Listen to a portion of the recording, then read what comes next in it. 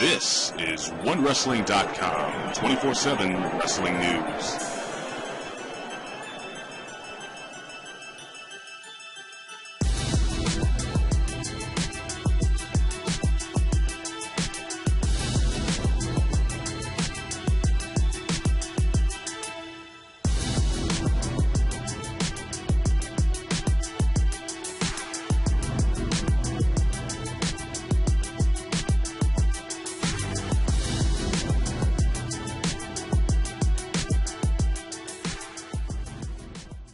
Ladies and gentlemen, this is Big Ray's Wrestling Show. I am the Mark of the Masses, the man with the plan. Big Ray here to stay to talk about TNA 3/14/2013 today, ladies and gentlemen. We are coming off the pay-per-view.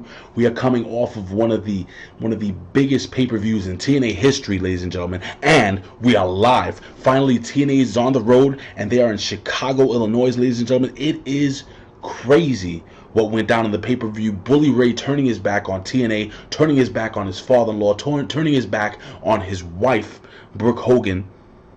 Apparently, he has been the president of the Aces and Eights the whole time. TNA turning his back on Jeff Hardy. Ladies and gentlemen, we start the show, and I don't usually do this, but I'm going to make a bold prediction in a little bit. And I want to hear from you guys. I want you guys to let me know what you guys think, whether it's good, whether it's bad, whether you agree or disagree with me. But I'm going to make a big prediction later on in the show, and I want to know what you guys think. So leave a comment here below at OneWrestling.com or YouTube /OneWrestlingVideo. Hit me on Twitter, and I'll try to plug you guys next week. But we start off, and we have Hernandez and Chavo in the ring versus the tag team champions of Aries and Rude. And the match begins.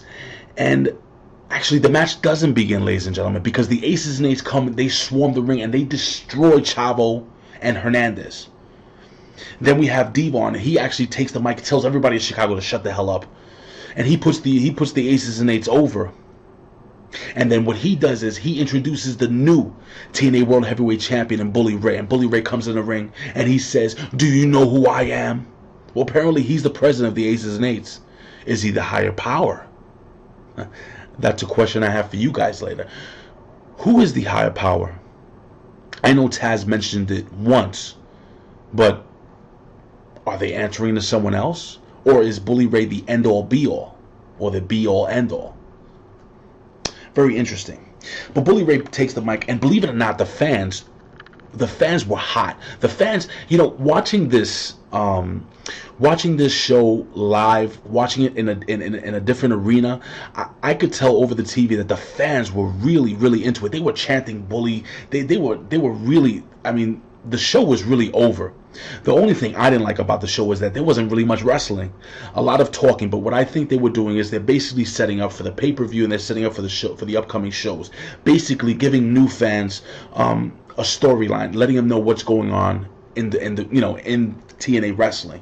So I'm gonna give them a pass on that, because I think TNA wrestling, wrestler for wrestler, blows anyone out of the box. But again, that's my opinion. I'd like to know what you guys think.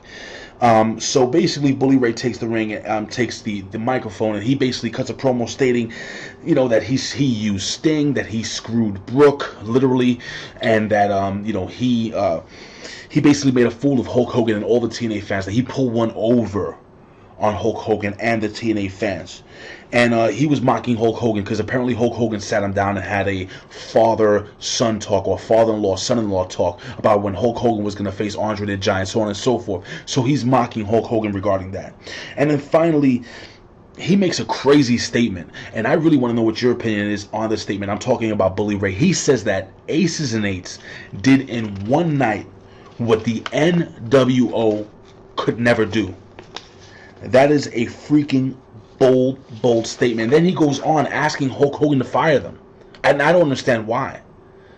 Makes no sense to me, but again, I'm not really sure. We got Sting backstage, and Sting is irate, and Sting needs to talk to Hogan, but he can't find Hogan at this point in junction. We move on to a Knockouts tag team match, and it was Velvet Sky, the TNA Knockouts champion, versus Mickie James.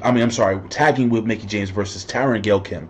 And basically, when Gail Kim and Mickie James were in the ring, great match. When the other girls were in the ring, mainly Velvet Sky, not a big fan. And again, I feel that Gail Kim should be the TNA Knockouts champion, and I think eventually she will be. Again, I'm not a big fan of Velvet Sky. I know she's very popular over with the fans. She's hot, yada, yada, yada, yada, yada.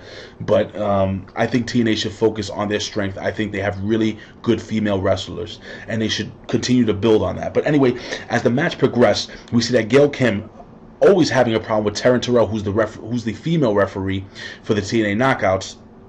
And basically, Gail Kim gets in Taryn Terrell's face and ends up doing one of these, mushing her, as we call it in the hood, I guess. And she ends up mushing her. And Taryn Terrell slaps the taste out of her mouth, knocking her outside the ring. Basically all hell breaks loose. And somehow Tara ends up in the ring alone with the champion, Velvet Sky. And Velvet Sky is able to hit the butterfly wings and go over 1, 2, 3 on Tara. Velvet Sky, again, I understand they're trying to build her as a really strong Knockouts champion, and they're doing a decent job. But again, I don't think Velvet Sky has the technical ability to be a force in the TNA Knockouts division. Again, my opinion. We go back and we see Bully Ray backstage and is celebrating with the boys, and he starts mocking Brooke Hogan, and he actually calls her cell phone, goes straight to voicemail, and he puts the guys on speaker. They all like, "Hi, Brooke," and it was just ridiculous. But Bully's character is actually a total douchebag, and I think Bully Ray is a phenomenal heel. I don't like him as a babyface. I think this is perfect for him, and I think he's going to be a really, really good champion for TNA Wrestling, or for the Aces and Eights. But anyway, we move on to a match that I really didn't care for. It was Robbie T versus Robbie E. Or I'm sorry, Rob Terry versus Robbie E. And basically, Rob Terry just decimated Robbie E. And then he finished him off with... Again, I'm not a professional wrestler, but I thought it was kind of a weak finisher. He puts him in a fireman's carry and then basically pancakes him, drops him, 1, 2, 3. Rob Terry needs to... I think they need to focus and put Rob Terry in with bigger, better talent. And please, TNA, stop this whole celebration with Rob Terry dancing after the matches. He's horrible. I know he's got a lot of charisma. He can show it in another way. I do not want to see Rob Terry posing, and I don't want to see him dancing. Again, my opinion. So we move on, and the Aces and Eights are in the back, and they're complaining how there's no merchandise, no Aces and Eights merchandise in the arena. But they do find a TNA magazine, and what they do is they flip through the pages, and the first person they see when they open the page is the person that they will attack. Well, we'll find out later who that person is. But finally, Sting finds Hulk Hogan in the back. And I'll make this short and sweet. Hulk Hogan doesn't want to have anything to do with Sting. He basically blames Sting for everything. He says that, Hulk Hogan says that, "Listen, brother, I told you Bully was wrong, brother. Bully was bad news, dude." Sting looked dejected. And Hulk Hogan basically told him to get the hell out of his office.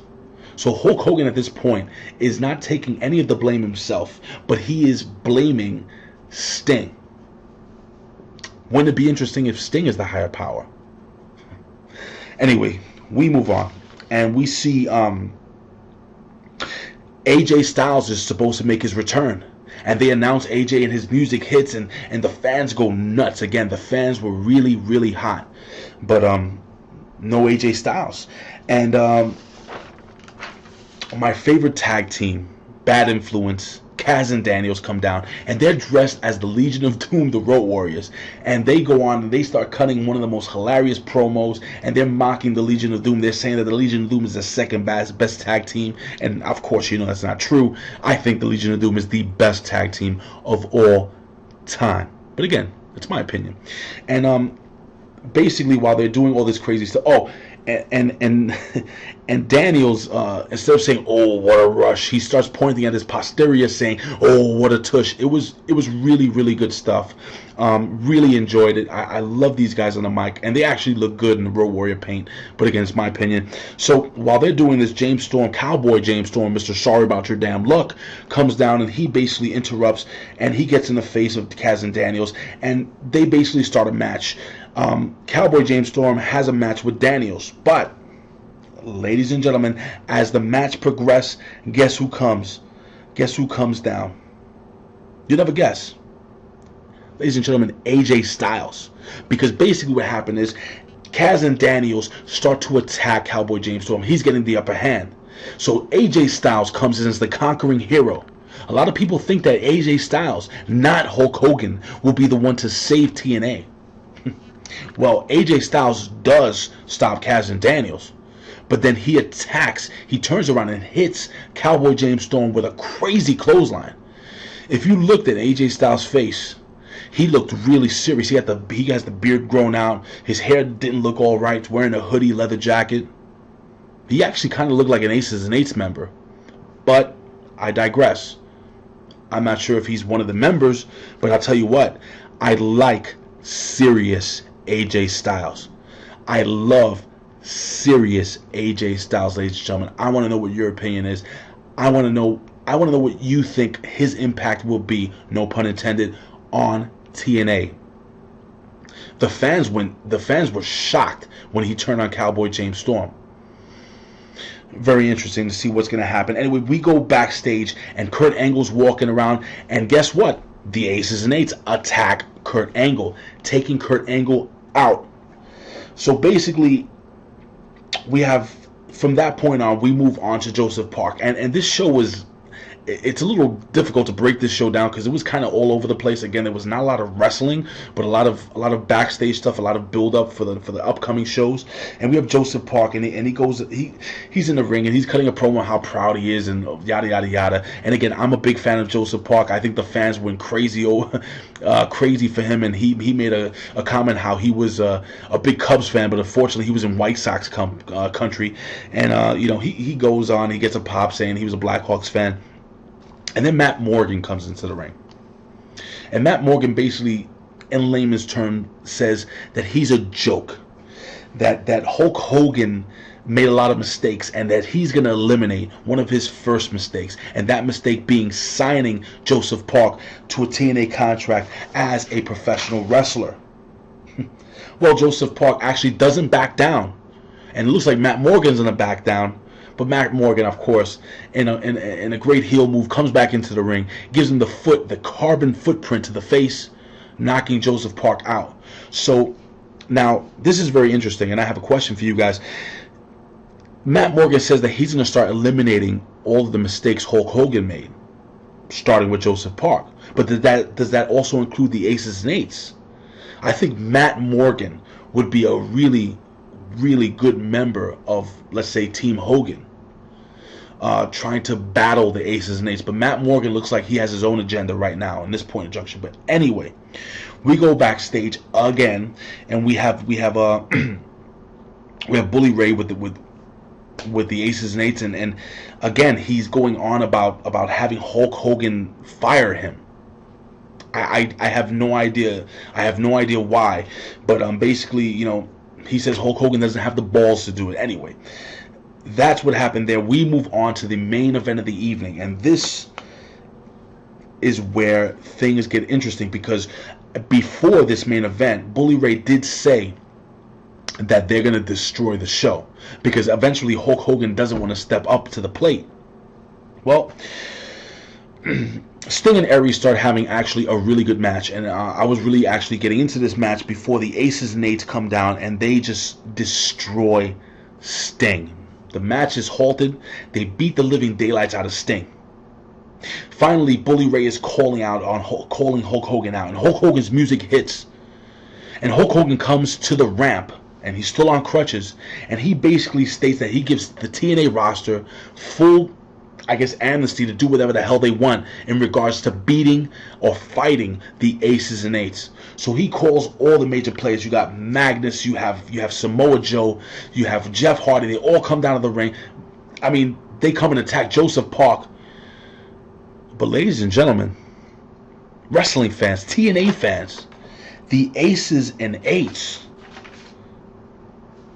they beat the hell out of the TNA roster. The Aces and Eights, Bully Ray pulls out that big chain and starts beating the hell out of everyone. The Aces and Eights now look like a strong, dominant heel faction. Will Hulk Hogan be the only one, ladies and gentlemen, to stop this? should he be? Or should it be AJ Styles? Or should it be Matt Morgan? Ladies and gentlemen, this has been Big Ray's Wrestling Show.